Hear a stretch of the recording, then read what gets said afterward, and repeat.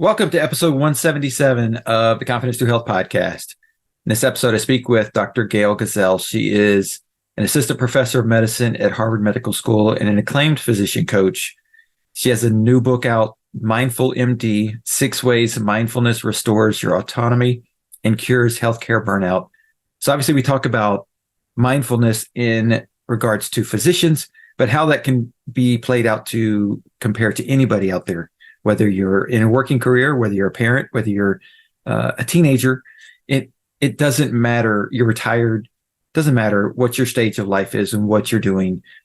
The practice of mindfulness and the practice of understanding how to become mindful of your thoughts is hugely beneficial to overcoming burnout, overcoming high stress situations, high stress work environments.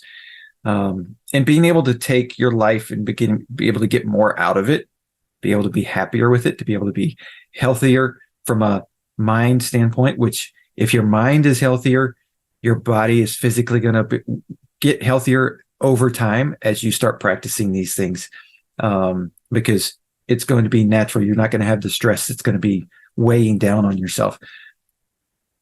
So we talk about how mindfulness can play out in so many aspects of life and how we can become more mindful. She gives us some tools. There's a free chapter of her book on her website, and those links we talk about those links, but also they'll be in the show notes as well. So great episode, a lot of great information. Don't be scared if you're not a physician. You can still get a ton of great information out of it, because while she is a coaching for physicians, this episode is out there for everybody, and everybody's going to be able to get something from it. So I think you're going to have a great time listening to it. Listen to it again, because some of these nuggets come fast. And so you're going to want to come back to it. So welcome, Gail, to the Confidence Through Health podcast. Pleasure to be here, Jerry. So you have a specific set of people that you work with, but the things that you do, I think, can impact anybody. But tell us a little about, you've got an extensive background working with physicians and coaching physicians. Tell us about, why that became a passion for you to go that route, but to how that built into this other, more specific mindfulness practice of dealing with them and helping them overcome some of the challenges of burnout and things that they're seeing. Well, great place to start. So I am a physician myself. So right. I went to medical school, as a young woman. And I went to medical school because I was really interested in helping individuals who were facing their end-of-life journey. Right. So I went to medical school to work in hospice and palliative care. Right. And that's what I did for most of my career. And I loved it. Yeah. Incredibly sacred to be with patients in this final chapter, to be with their loved ones, to be attending to all of the pain and suffering, physical, mental, emotional, spiritual. Yeah. And to really be there for people. Yeah. I loved that career. But then I had a second career, actually. I pivoted in my career as we were understanding more about burnout and just how pervasive the problem of burnout was in healthcare, but specifically in physicians. I pivoted and became a coach. Right. And my plan was to coach burnt out doctors so that they could stay in their careers and really have the fulfillment and thriving and joy and passion and all of the good things that they worked so hard to get. Right. I myself struggled with burnout and got coaching and found it really not just career changing, but life changing. Mm-hmm. So that contributed to my becoming a coach and wanting to share this with colleagues across North America, in fact, across the globe. Right. So that's what I've done. And I've had an interest in mindfulness, really, I would say my whole life. And I wrote a book in 2013, Mindfulness Support for Alzheimer's Caregivers. Okay. I wrote a book in 2020, Everyday Resilience, to help people as they were struggling with the pandemic. And then most recently, my third book, Mindful MD, 6 Ways Mindfulness Restores Your Autonomy and Cures Healthcare Burnout. Yes, is about physicians. Yes, is about healthcare. Right. But I really have witnessed the profound impact that mindfulness can have in my own life, in my colleagues' lives, and really more universally. So we can take a deeper dive into that, but that's a little bit of kind of the big picture of my Right. own journey. And so before we get into the mindfulness, as a hospice physician, like you're seeing all kinds of emotions, all kinds of things happening, both with the patient, but also the family members. And I would imagine sometimes with your colleagues. Without a Like, doubt. We don't like, learn. We don't learn in our medical training that death is a part of life. right, Somehow we learn that we're supposed to keep death from happening. But right. death happens. Death is part of the natural cycle of life. Yeah, And I think if we learned that as physicians, we would be at greater peace and we'd be much better equipped to help our patients and their loved ones as they traverse this very normal part that we will all experience in our lives. And, right, you think about it, oncologists go into their line of work to keep people from dying. right. And that's great. Obviously, when I develop cancer, if I were unlucky enough to do so, that's what I want. Yeah, But if I were unlucky enough to have cancer and not be cured and not have a hope of cure, I would really want a very caring oncologist that could help me journey right. and help me find peace and acceptance and help manage all of the symptoms of every possible kind and help my family cope with this. To me, that would be the full package that an oncologist really could be providing. But oncologists don't learn that. They learn about all the new drugs and all the pathways. And, one oncologist said to me, over 85% of what I'm dealing with is diseases that I can't cure and symptoms. Only 15%, of hospitalized patients in particular. Right. And yet my training really didn't equip me to manage all of that. So it's such a key need. It was a key need when I was in medical school a number of decades ago. And I have to say, sadly, it's still a key problem. It's a key issue. So it's not the burnout factor that we've all seen blow up through the COVID pandemic, that we've seen more media coverage about the healthcare workers in the healthcare system, the people in it that are just getting burned out and leaving for this or that, because of the pandemic being such a stressful time. But really, in certain places, as far as specialties, it's been going on forever. It's been going on for a long time.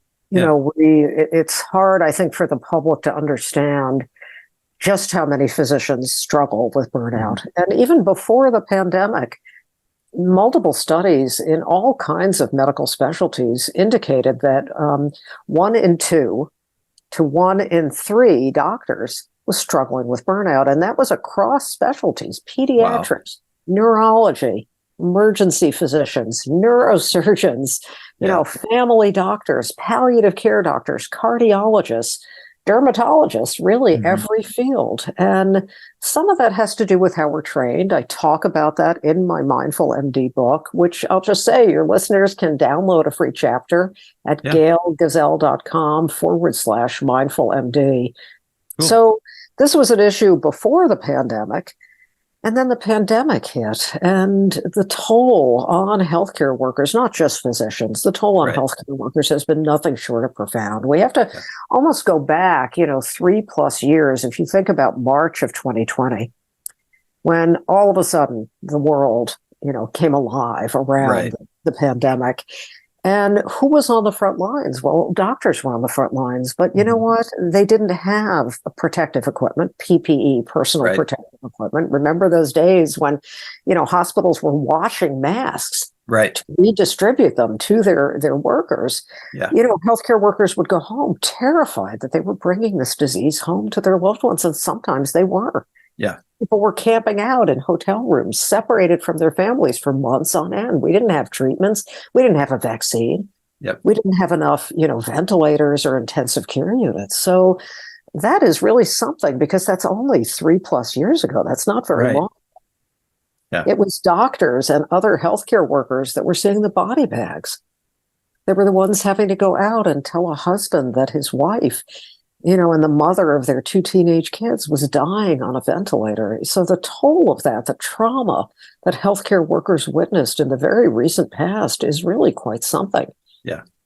And unfortunately, that carried over into the politicization of the pandemic, of people accusing doctors and others in healthcare of making this up, Right. of saying, that they were lying to them about whatever their loved one had. Very tragic misinformation and how that played out. We're also seeing more violence in healthcare, the same horrible violence that we see in American society. Healthcare has not been immune to that. So we're seeing shootings of doctors. Right. They prescribe, the pain medication. It's really something. So we have to support our healthcare workers. So, because otherwise, we're not going to have doctors and nurses to take care of all of us as we age and get sicker and our loved ones age. I mean, this is a very, very real issue. Yeah. No, I agree. And one of the things that doctors are not like, or the general public doesn't think of doctors as needing that help.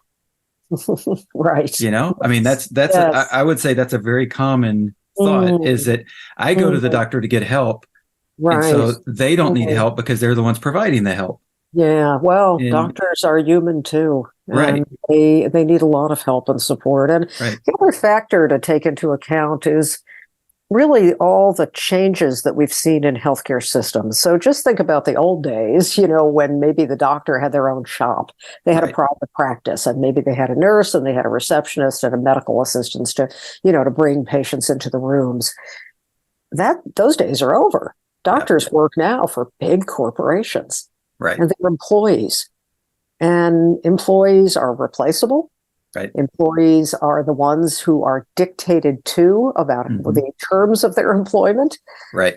And they have much less external control about their practice conditions. And that's been a very hard pill to swallow for doctors. One of the big lamentations that doctors have is that they have lost their autonomy. Right. And I'm not going to argue they've lost a lot of external autonomy. Where I come in is about the kind of autonomy that we do not have to hand over. And that's the internal autonomy, the autonomy about how we respond to the difficulties we face, how we show up, how we manage difficulties, whether we're going to react or whether we're going to respond. And for me, again, that's where mindfulness is such an ally.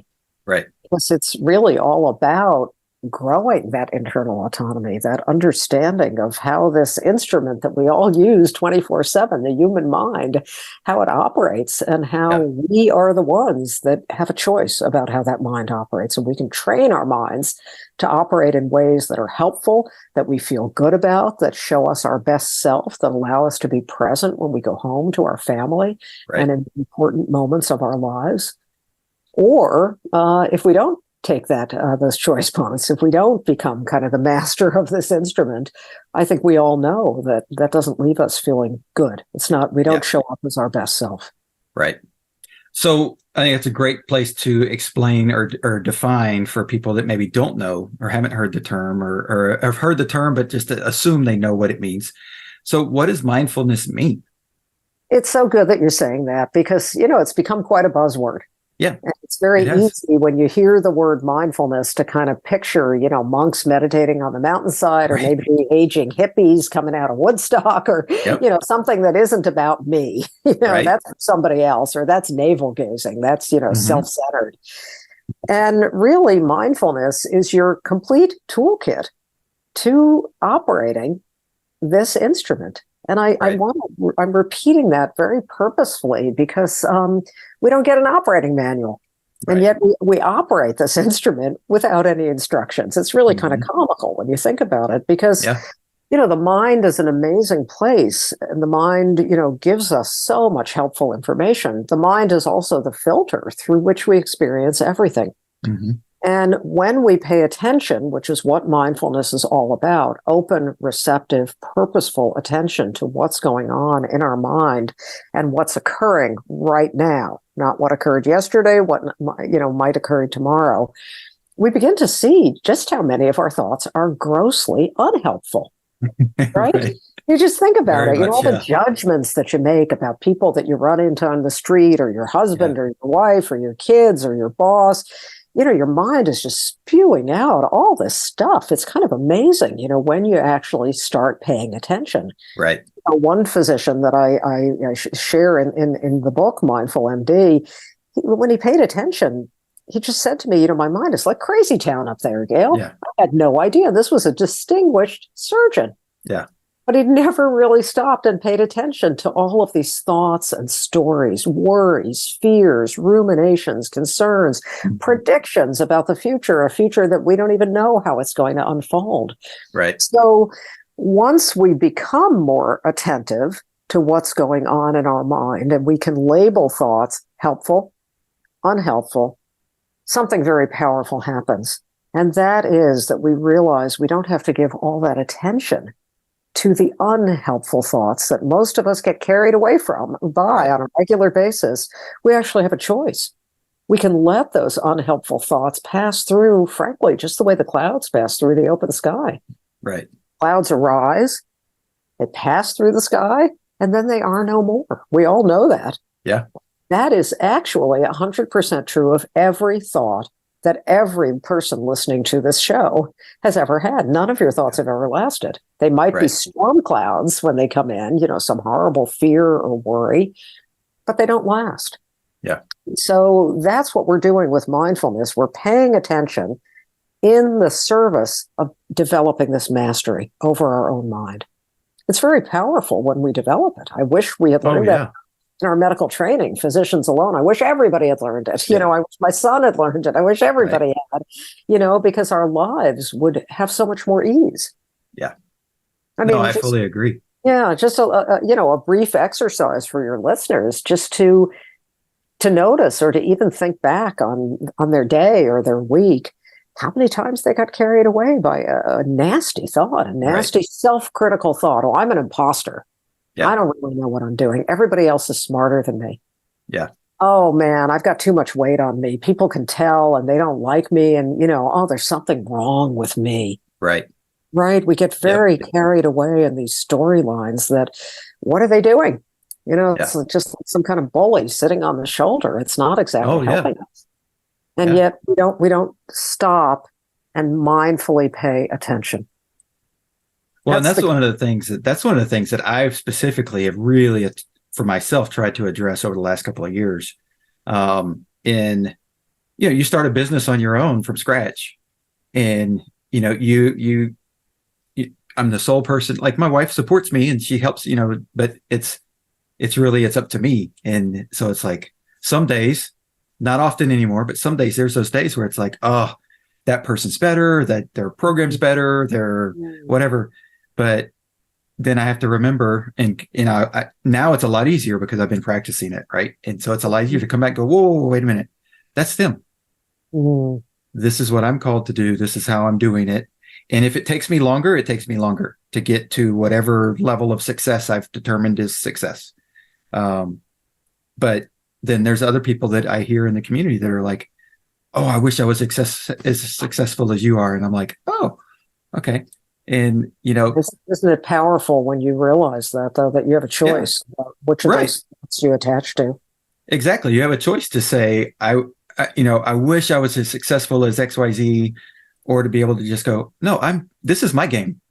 And so as long as I'm doing the things that I know I need to do, I'm being successful where I'm at. And it's hard. I'm not gonna lie, it's hard to get to that point. And it helps to have coaching, to have somebody that can walk you through some of that and go, whoa, wait a minute. Why'd you say that? Yeah.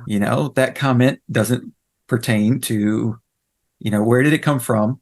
And how's that's when you can, how's it helping you? And that's when you can go back and go like, oh, it came from that conversation I had with that person. And then I put too much value on that versus just saying, no, this is my life and this is where I'm going. Well, you're describing mindfulness in action. Yeah. And this is how mindfulness restores our autonomy, our sense that we're the master here. Yeah. That we can control our fate to some extent. Obviously, there are things that we can't control, but there is an awful lot that we can. And that can reduce burnout and a sense of helplessness, a sense of being victimized by the difficulties that you face or the circumstances that you find yourself in. And it's powerful. Yeah. a powerful antidote to It is. burnout, whether you're in healthcare, education, fitness training, government, it Right. really doesn't matter. Yeah.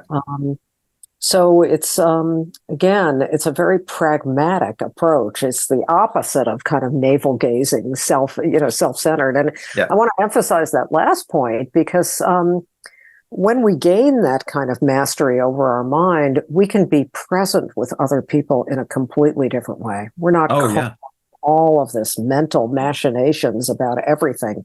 We've reduced our reactivity. We're more able to be compassionate and really see what's going on for this other human being. It's the opposite of selfish. It's about community. It's about shared humanity. When we step out of all the filters that the mind is busy creating, we can see that we're all much more alike than different. That's Very a powerful antidote to many of the social ills that we're facing in this country. Right. Well, and it sort of goes back to, one of the things that I tell people is like, when you're in a classroom and the teacher says, okay, there's no stupid questions. So, if you have a question, ask it. But, the other thing is that they say, like, okay, if you have a question, there's somebody else in the room that has the same question. And if you're afraid to ask it and they're afraid to ask it, nobody's going to ask it. Like, and it just shows that we are so much alike. We all have self-doubts. We all have self-confidence issues at times. We all have these things that we're dealing with. And that practice of mindfulness, though, can, like you said, brings us back to like, okay, we can be a part of a community. We can understand that we're together in this. And that if we work together, and not necessarily telling everybody all your darkest and deepest secrets, but understanding that I've got issues, you've got issues, they've got issues. If we can just come to an understanding of that and go, okay, well, we can help each other out versus holding that all in and just letting it ruminate. Yeah, it makes me think too. There's an expression, if you want to be happy, think of others. If you want to be unhappy, think of yourself. Oh yeah. And I think about that a lot when I'm all caught up in my own difficulties and what's going to happen tomorrow and the next deadline. If I could expand the field and just put myself aside and really realize that my concerns are small in the scheme of things, even though they seem so big in that moment, and that other people are struggling just as I'm struggling, and perhaps they're struggling even more economically, socially, in their marriage, maybe they're out of a job, whatever it is. Yeah. I feel a sense of expansiveness. I feel a sense of ease almost immediately. I get out of my own head, my own crazy little head that's busy just feeding me all kinds of stories that make no sense. And so I want to encourage your listeners to try some of these things out. See for yourself what's in it for you to be more mindful. Yeah. If you spend a day, again, just watching your own mind and seeing what's going on up there and realizing that you have more control over it than you would have thought. Like, see for yourself, but it's powerful. Yeah. Because once you see it, then you're a little more invested in it. Like, it's one thing for me to say, oh, go meditate. That'll be great. That'll help you. Well, that's all well and good, Dr. Gazelle. But, I've got to see for myself what's in it for me. Right. Yep. No, and that's one of the huge things I think that people, and especially when they're trying something new to help with their health, whether it's, meditation or, something that they're going, okay, I'll try this mindfulness stuff. And, it doesn't work the first time, right? Because as you said, we don't have an owner's manual. We don't have we're guinea pigs in our own little environment, in our own little world. Like, you're a beginner. You're not going to have beginner's luck every time. You're not going to be successful every time. And so it's more of a thing of like I tell people when they're struggling with, I don't know how to exercise. I don't want to, it's a struggle for me to get out and walk. I'm like, okay, well, all you have to do is go walk for 2 minutes. Like, start small and let it, and then go, okay, I was able to do 2 minutes. Now I can go maybe 4 minutes, maybe, and then maybe I made it around the block now. It's not this, well, my doctor said I have to run, 30 minutes a day of exercise. Don't start tomorrow if you haven't done anything. Start slow and build on it. Makes so much sense. And again, and if listeners want to download a free chapter of my book, this is exactly what I talk about in that free chapter. I don't tell people you have to go meditate. Right. Do tell people you have to pay attention. Yeah. And in that chapter, recognizing that you are not your thoughts, it's a really good primer on what mindfulness is and what it isn't, stepping out of some of that mythology. And again, people can download a free chapter at gailgazelle.com/mindfulmd. Okay. And I'll link that in the show notes so they can just click right on it. So that'll be awesome for them. But one of the, when the doctor is dealing with all, because I can, like, when I saw your information and I was like, oh my gosh, I immediately went to, I can totally see doctors being burned out because just take a family practice doctor. You've got, X number of minutes with a patient. Every single patient is there to complain. Right. So every patient you see is complaining. You're seeing, I don't know how many, 12, 15, 20, 25 patients a day, depending on your practice. And so, how many times are you hearing complaint words? You're hearing people, and some of those spattered in are going to be like, oh, the thing you gave me last time didn't work. That didn't help. You're not doing enough, and so by the end of the day, of course, they're stressed out and they're beat up, and day upon day of that, it becomes very easy for me to see how burnout can happen. It's interesting that you say that. I think that's part of the equation. What in the hundreds of physicians that I've coached, in my own experience being a physician, it's not so much the patients. Oh, really? We go into the practice of medicine in a spirit of service. We want to take care of people. We want to help people in their most vulnerable state live their full potential, have the health that they're entitled to have and could have. Yeah. It's really all the extra stuff. We've all been to doctors now where the doctor's sitting and typing at a computer. Oh, Doctors hate that. Yeah. They hate that because they can't be present with the patient. And yet, if they don't get those charts done, they have somebody dinging them. There's somebody basically rapping their knuckles and telling them they are bad at what they're doing. It's incredible. Oh, man. Or they're up at night or on the weekends when they should be relaxing or having some downtime with their family, sitting at that computer at home. Right. That is a bug in the system. And that's really something that gets to physicians. Sadly, too, with the great resignation of the pandemic, we're seeing understaffing. So doctors, working for large corporations, they can't get nurses, they can't get OR techs, they can't get, receptionists, they can't get medical assistants. Can you imagine being a highly trained surgeon? You're used to having a whole team of ancillary staff. Now you have to go in that OR and do it all yourself, basically. Right. It's really something. I do not want to be the patient in that situation. Right. That's what leads to burnout, that sense of, I'm not sure I can do this safely. Right. That's really scary for a physician to face Yeah. that. So there's so much going on a systems level that's pushing physicians to the edge. But really what I do as a coach for other physicians is I make them burnout proof. Yeah. So that they can manage whatever difficulties and stay focused on what part of that difficulty they can have control over. Because a lot of physicians basically were trained that we can control everything, kind of where we started, Jerry, that we can control death. Right. If we're only good enough, patients aren't going to die. Now, there's a basic fallacy there. Right. Yeah. I hate to say it. I'm not the Grim Reaper. I didn't create this scenario. Right. But there's a very basic fallacy there. And yet we're taught that we are the master of the team and we can control everything. Yeah. And then all of a sudden, we don't even have staff and we don't know how to respond to that. Yeah. Get very caught up in kind of the emotional overload of all the problems that we can't help. Right. So a big part of mindfulness, and certainly a big part of my physician coaching, is let's get clear about focusing your precious energy on the things you have some, possibility of controlling. Mm-hmm. Got to put aside the things you can't, and that alone helps people.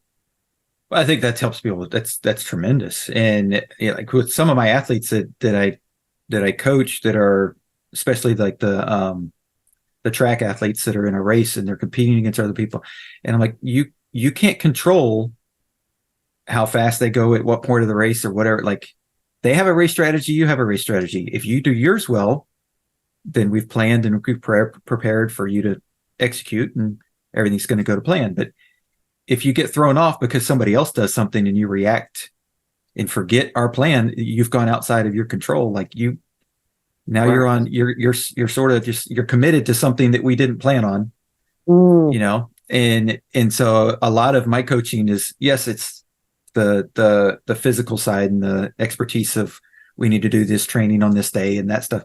But a lot of it is the mental side of, what's going on up here when you need to react, and how much can you control? You have to control what you can control. You can't control what anybody else does. And like you said earlier, how you react to somebody else, how you react to the situation. If you're in a mindfulness state, for the people that I know that practice it, and you could tell the way they react is completely different from somebody who is on the seat of their pants and just stressed out, burned out. And the reaction is usually a lot more aggressive. It's a lot bigger of a reaction. And that can, depending on the situation, that can throw a whole nother storm of stuff that really didn't need to happen. Well, it's so interesting, the analogy of the athlete, because what you're demonstrating so clearly there is, all of a sudden the athlete loses sight of their goal. Mm-hmm. They're so caught up in that moment of what the other athlete is doing, what the competitor is doing. Right. They can't really focus on winning the race.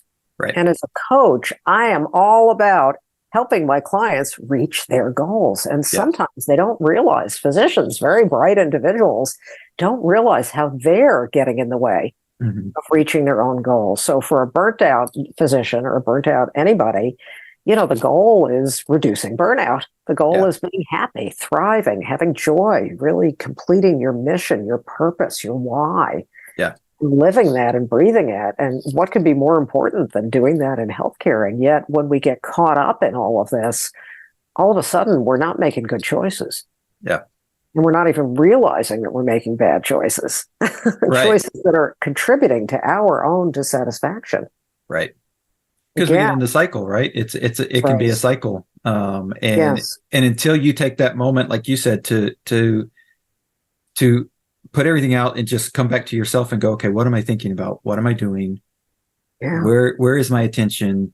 Right. And bringing that back to you and really looking at those thoughts and going, okay, and not necessarily in a meditative way, but just addressing, like, what am I thinking about and why am I going down this tunnel? Yeah. It's awareness. It's really awareness, that moment to moment awareness. That's what's at the heart of mindfulness. And it is so empowering when you have that. Even if you have it for a few moments every day, it's more empowering than the alternative. And that to me is that word autonomy.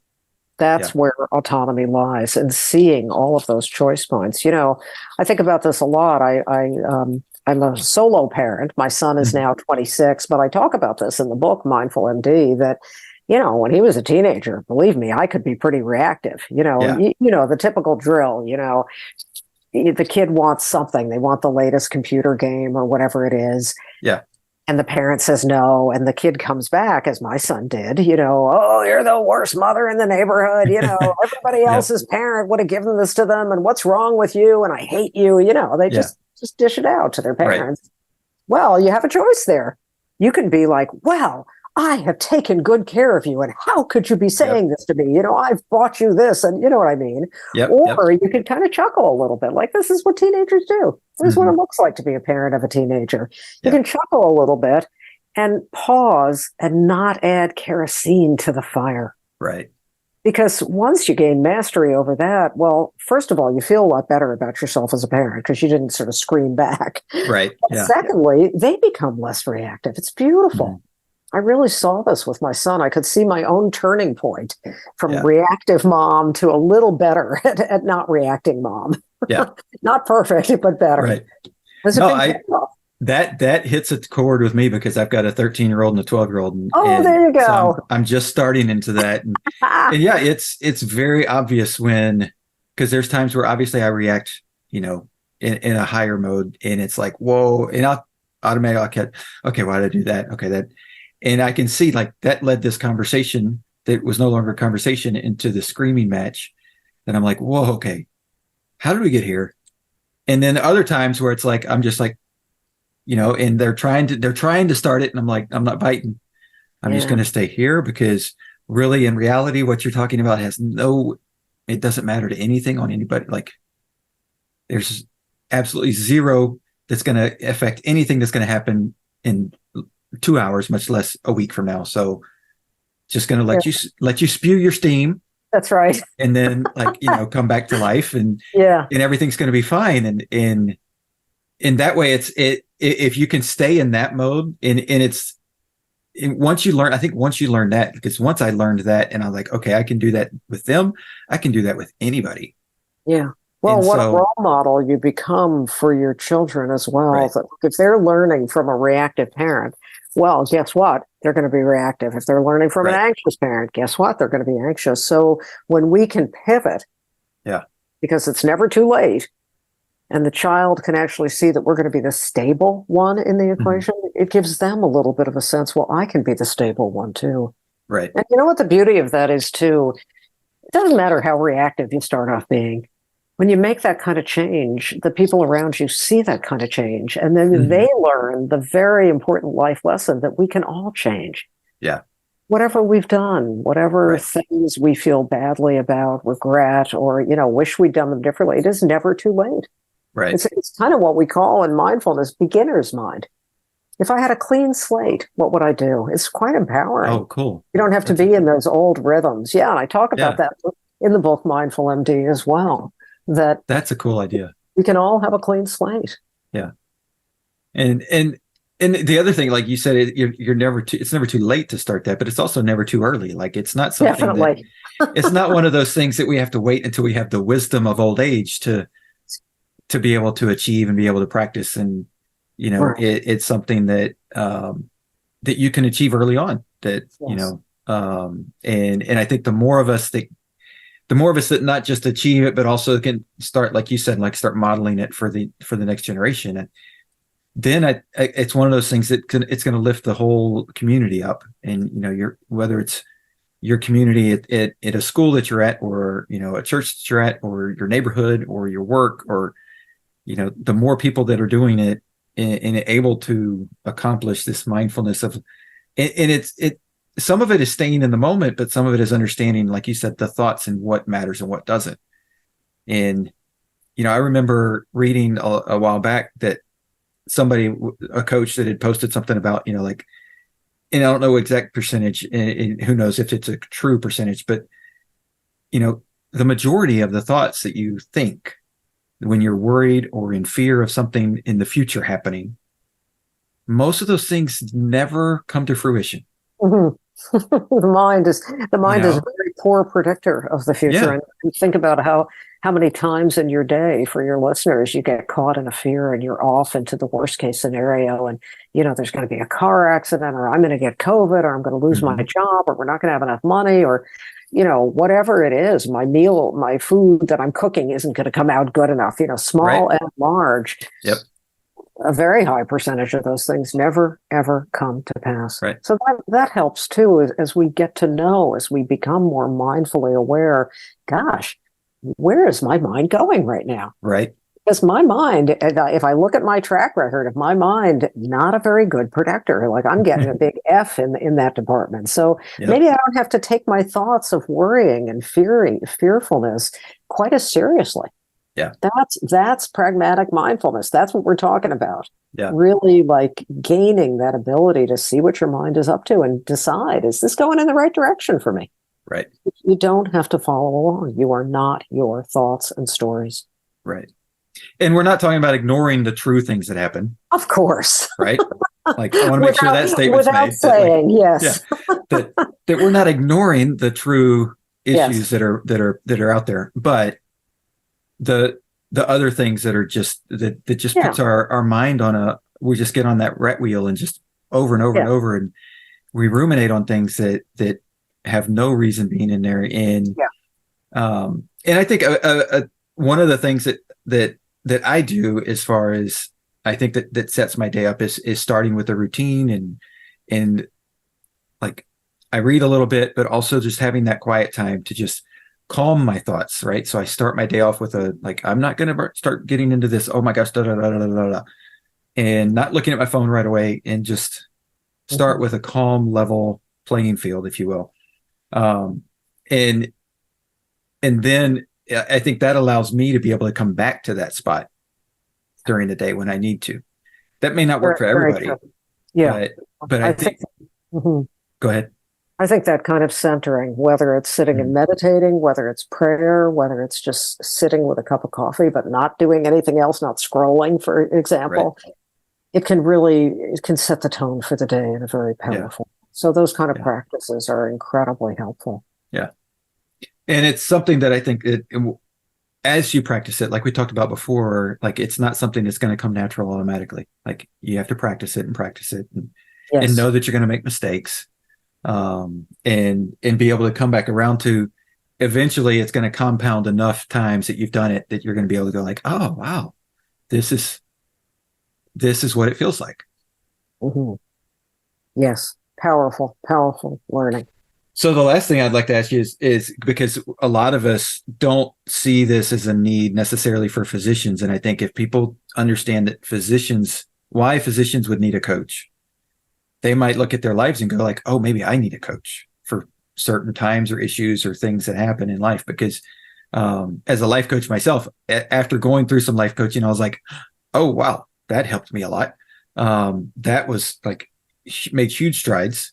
And I think that that's something that a lot of people can benefit from. So why do physicians, other than burnout, but why do physicians need a coach to help them along in their practice or in their role in the community? Well, as I talk about in the book, I really get into the roots of burnout. And while we learn many wonderful things as physicians, all the diseases we have to treat, all the physiologic complications, all the pharmacologic issues, drugs upon drugs, everything that we learn, all the skills, the incredible learning, we don't learn how to sort through these things. Yeah. And we learn to be very harsh with ourselves. That's a big part of medical training, is kind of putting people down when they don't have the right answer, because after all, we are the captain of the team. We are the expert. We are the all-knowing paragon. We cannot get anything wrong. Now, of course, we're striving for excellence, but unfortunately, it leaves many physicians living in fear. Yeah. If I get something wrong? What if somebody sees that I'm not as smart as I'm supposed to be? What if I'm some kind of imposter? Yeah. These are things that many physicians live with. We don't learn how to regulate ourselves emotionally. We learn, don't just stand there, do something. Yeah. Which is great in a code. Right. But we need to have time to reflect as well and learn from and, grow from. Mm-hmm. And all of these things make it very hard for us to thrive in our careers. Yeah. So coaching is about reversing some of those things that we learned along the way. Yeah. It's also about, figuring out what you need to thrive as an individual. What are the ingredients for you? Because again, we don't learn that in our training. We just learn, head down, grind it out.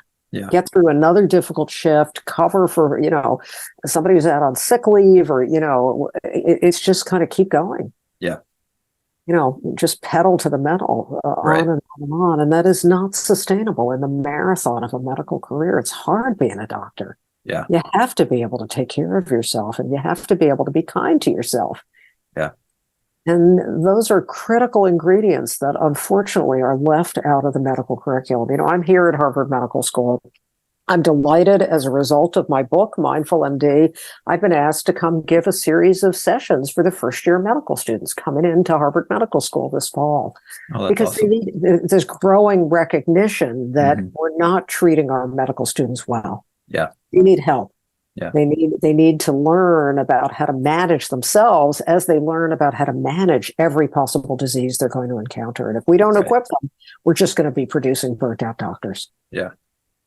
And then it's going to be just revolving door of people leaving the practice because they can do it for a few years. And we're seeing that in several different industries that, we see it in the teacher field. The teachers are leaving because they're just like, nope, I can't deal with this anymore. And it's, unfortunately, it's where we're at, but it doesn't have to be where we stay. Good way of summarizing it. It's where we're at, but it doesn't have to be where we stay. And I think that's one of the things that you're doing tremendous work in trying to help on the physician side. And I think that we can take a lot of that and apply it to our lives, no matter if we're physician or not, and be able to say, okay, if I control what I can control, then it doesn't necessarily make my job easier from the standpoint of I still have to deal with these things, but it makes my life easier because I don't have to bring all that home with me. Well, it may actually make your job easier too. But it may. Maybe that's a good point for us to end on there. That there's a big payoff, actually, big payoff in terms of changing how we relate to the difficulties in our job. Right. Yep, I think so. So, Dr. Gazelle, tell us how people can get a hold of. You mentioned the book, but how can they get a hold of the book? How can they follow you if they're wanting to say, okay, I need to know more.